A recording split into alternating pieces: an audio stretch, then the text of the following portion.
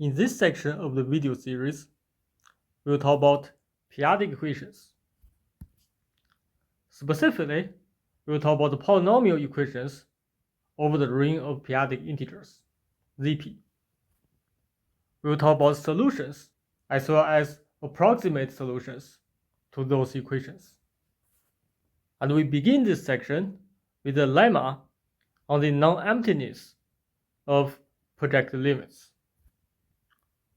Let Dn phi be a projective system, and let D be its projective limit.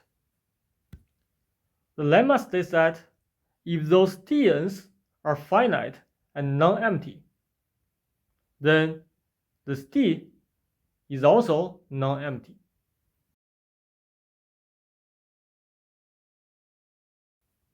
And now let's prove this. First, for the special case that those phi sub n's, the transition maps, are all surjective, then we can conclude that D is non-empty.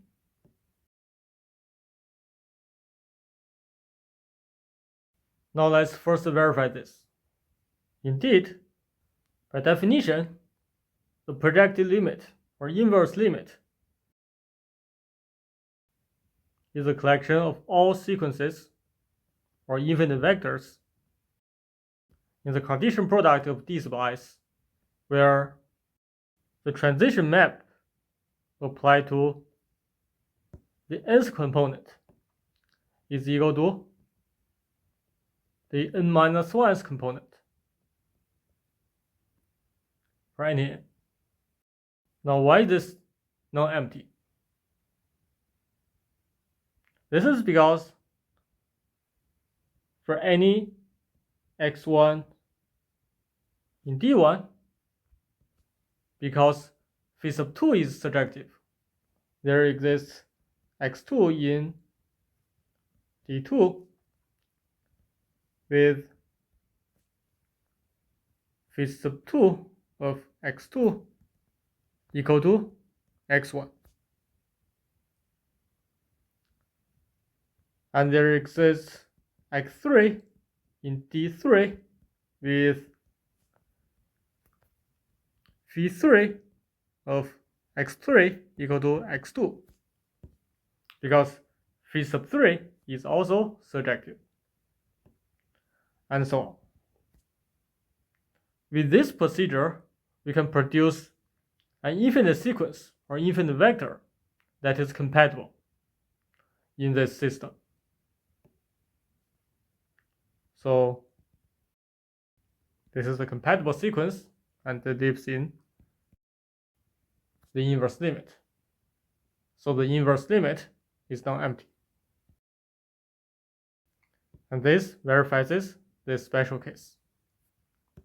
Our goal now is to reduce this lemma to the situation of this special case.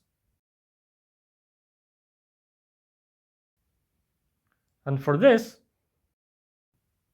we're going to denote the image. We'll denote by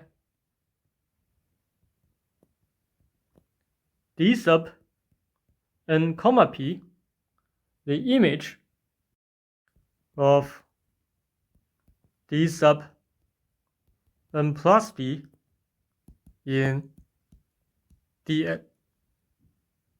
What do we mean by this? By this we mean, if you look at the composition and let capital phi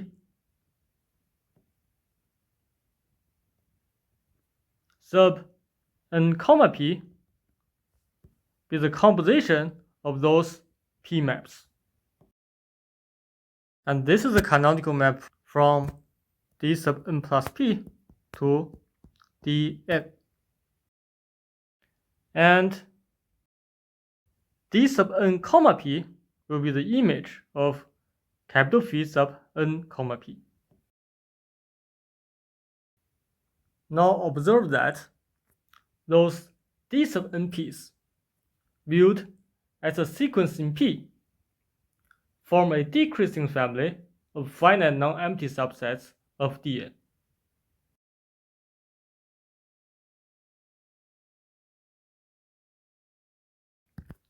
It is clear that they are finite and non-empty.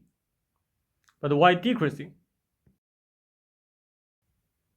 The sequence is decreasing because d sub n comma p plus 1, which by definition is the image of capital Phi sub n comma p plus 1, and this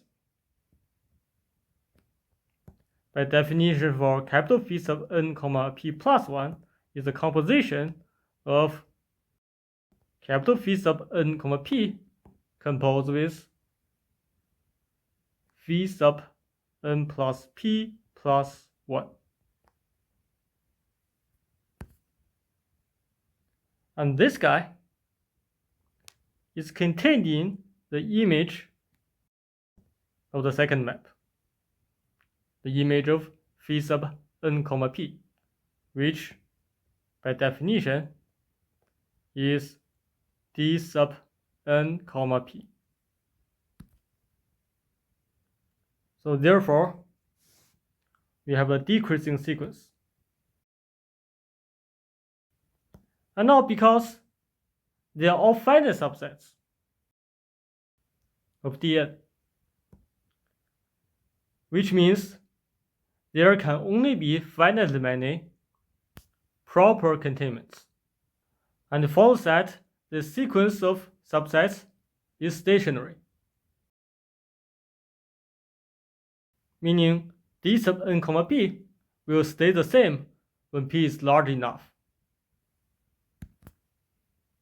because of finiteness.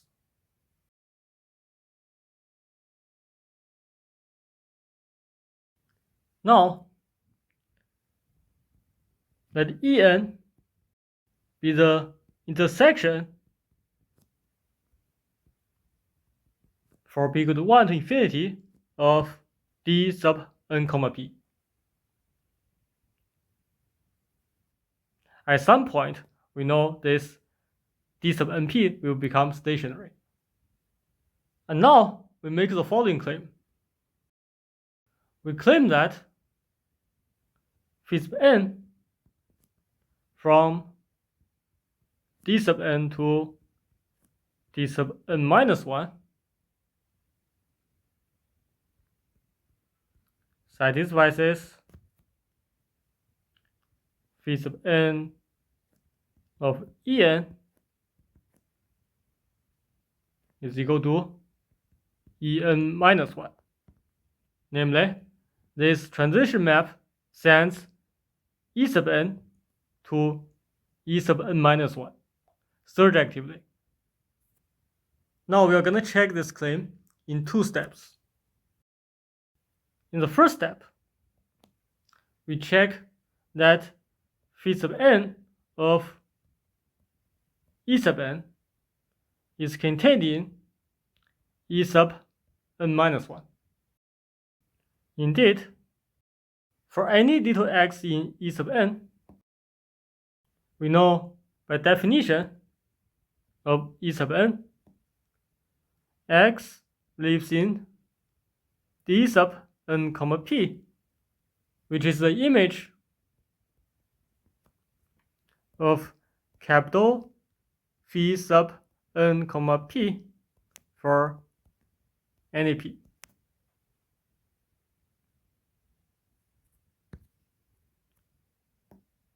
And now we look at the following commutative diagram.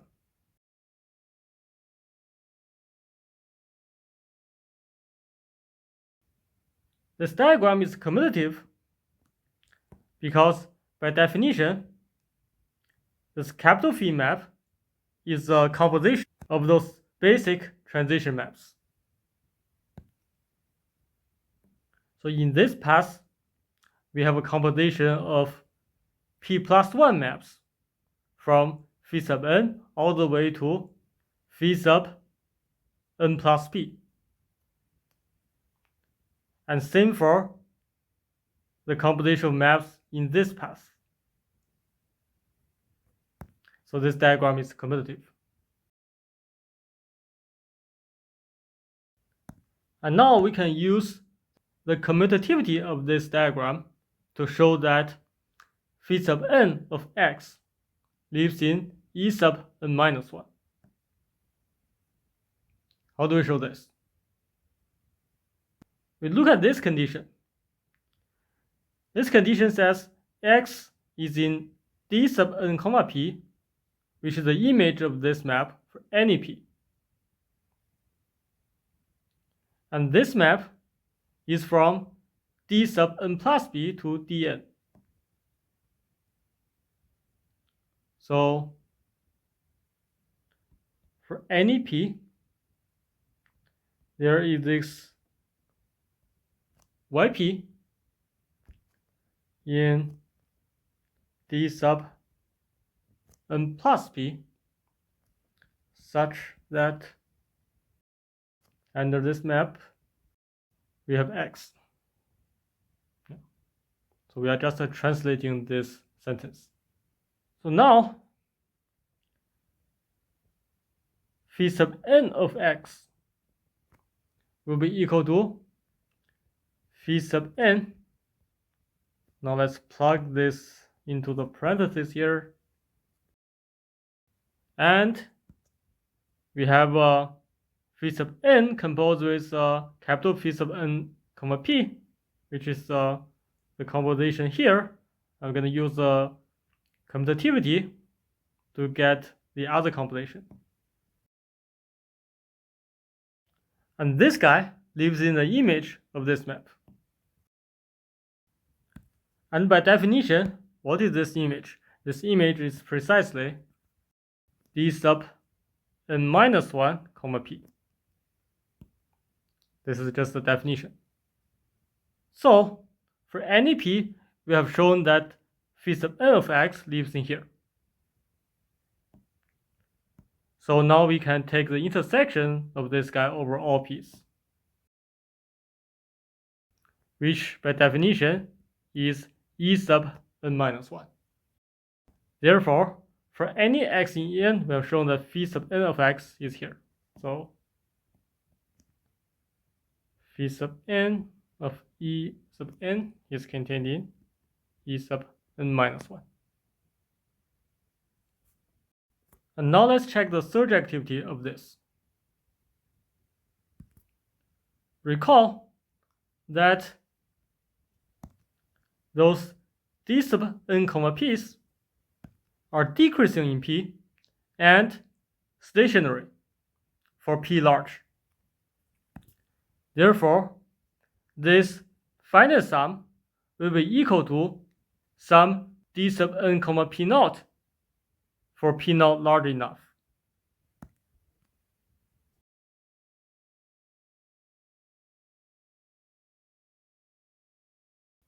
We may choose p naught large enough such that E sub n reduces to D sub n comma p naught, and the E sub n minus 1 is equal to D sub n minus 1 p naught. Again, let's look at the following commutative diagram. For any z in here, we want to find the pre-image for it under the phi sub n map. We first observe the following.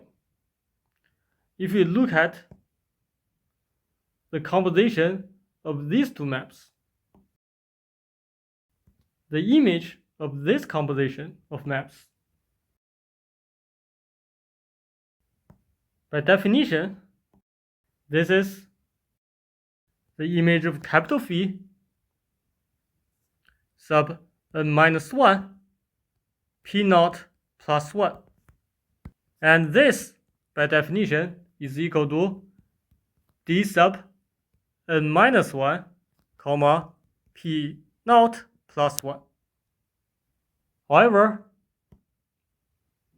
because we have assumed that we have chosen p naught to be large enough such that this becomes stationary, So this becomes d sub n minus 1 p naught, which by definition is the image of just this map. And now let us analyze this equation. This part is equal to e sub n minus 1 by the stationary properties here. And it contains z. And because this is equal to this,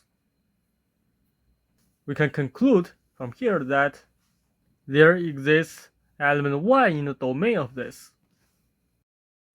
What is the domain of this? The domain of this is d sub n plus p naught. There exists y in here such that the image of y under this composition is equal to z. And for this part, we can use the commutativity of this diagram. We'll use that this composition is equal to this composition.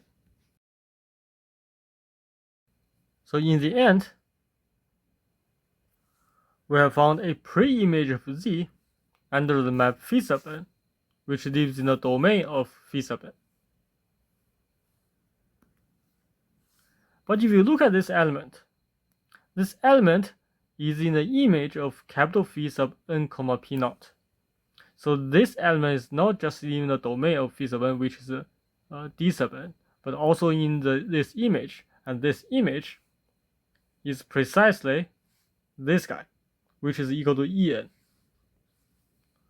This part is in d sub n comma p naught, which is e sub n.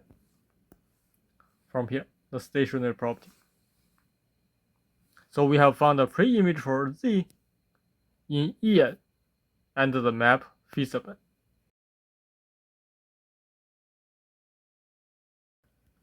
And this shows that this guy is contained in here. Combining this with the other containment we got, we have verified that phi of n applied to e of n is precisely equal to e sub n minus 1. And this is true for all n. And if you review what we have proved that for the sequence d sub n, for each member, we have found a subset of that, satisfying that restriction to that subset phi sub n is surjective. And because now it becomes surjective, for the special case when each phi sub n is surjective, we have already shown that the projective limit is non-empty. So this in particular implies that the projective limit for E sub n is non-empty by our special case. And this implies that the projective limit for D sub n is non-empty, because this is bigger than this. If this is non-empty, this bigger sequence is also non-empty. And we are done with the proof of this lemma.